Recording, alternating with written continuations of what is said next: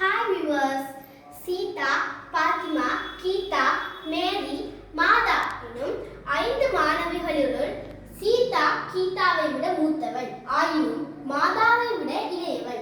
பாத்திமா கீதாவிலும் இளையவள். ஆயினும் மேரியை விட மூத்தவள். இவர்களுள் மூத்தவளையும் இளையவளையும் குறிக்கும் பெயர்களை எழுதுக. இங்கு நான் தரப்பட்ட 5 மாணவிகள்ல முதல் எழுத்துக்களை எழுதியிருக்கிறேன். இப்ப சீதா வந்துட்டு கீதாவை விட மூத்தவள். இப்ப இவங்க 2 பேர்ல வந்துட்டு மூத்தவள் யாருன்னு சொன்னா சீதா. இப்ப சீதா இந்த அளவுண்டா சீதா தான் மூத்தவள். அப்ப கீதா வந்துட்டு இந்த அளவுக்கும் வருவா. அடுத்ததாக தந்திருக்குது ஆயினும் மாதாவை விட இளையவள். யார்? இப்ப சீதா வந்துட்டு மாதாவோட விட இளையவளா. அப்ப மாதாவை தான் வந்துட்டு உயரமா வருவா.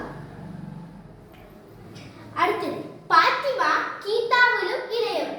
இப்ப இவர்கள் 2 பேர்ல வந்துட்டு பாத்திமா வந்துட்டு கீதாவோட இளையவள். கீதா இவ்வளவுக்கு வந்தா இளையவள் தந்ததால கீதாவோட சின்னதான் வரணும் பாத்திமாக்கு. அடுத்ததாக தந்திக்கு ஆயினும் மேரியை விட மூத்தவள். அப்ப பாத்திமா யார் மேரியை விட மூத்தவள்னா பாத்திமா. இவர்கள் 2 பேர்லயும் வந்துட்டு பாத்திமா தான் மூத்தவளா இருக்கணும். அப்ப மேரி வந்துட்டு இளையவளா இருக்கணும். அவளுக்கு சின்ன கோடா இருக்கணும். இப்ப இங்க நாங்க குறிச்சிட்டோம். இப்ப கேட்டிருக்காங்க இவர்களுள் மூத்தவளையும் இளையவளையும் குறிக்கும் பெயர்கள். மூத்தவருக்கு மிகப்பெரிய கோடா இருக்கணும், இளையவளுக்கு சின்ன கோடா இருக்கணும்.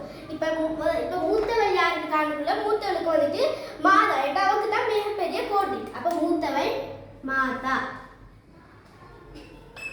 அடுத்தது கேட்டிருக்காங்க இளையவள் யாருன்னு கேட்டிருக்காங்க. இளையவளுக்கு சின்ன கோடா இருக்கணும். சின்ன கோட்டிக்கு வந்துட்டு மேரி. அப்ப மேரி.